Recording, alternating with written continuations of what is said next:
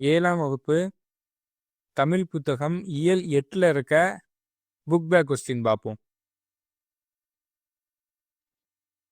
இடர் ஆழி நீக்குகவே. இத்தொடரில் அடிக்கோடிட்ட சொல்லின் பொருள் துன்பம். அதாவது இடர்னா துன்பம். ஞானச்சுடர் எனும் சொல்லை பிரித்தெழுத கிடைப்பது ஞானம் கூட்டல் சுடர். இன்பு கூட்டல் உருகு என்பதை சேர்த்தெழுத கிடைக்கும் சொல் இன்புருகு. அடுத்து பொறுத்துக. அன்பு தகலி, ஆர்வம் நெய், சிந்தை இடுதிரி, ஞான விளக்கு.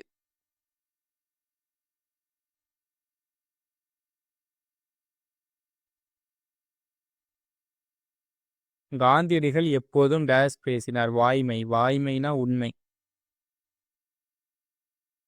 இன்சொல் என் சொல்லை பிரித்தெழுத கிடைப்பது இனிமை கூட்டல் சொல். அறம் கூட்டல் கதிர் என்பதை சேர்த்தெழுத கிடைப்பது அறக்கதிர். இளமை எனும் சொல்லின் எதிர்ச்சொல் முதுமை. அப்புறம் பொறுத்துக. விளைநிலம் இன்சொல். விதை, ஈகை, கலை, வன்சொல், உரம், உண்மை.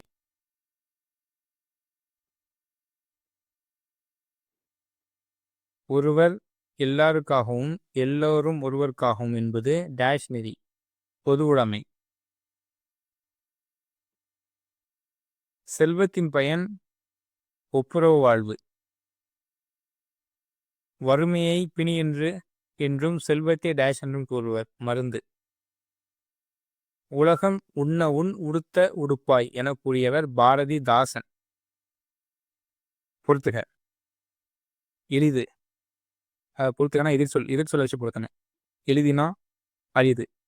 ஈதல் அப்படின்னா ஏற்றல். அந்நியர்னா உறவினர். இரவலர்னா புறவலர்.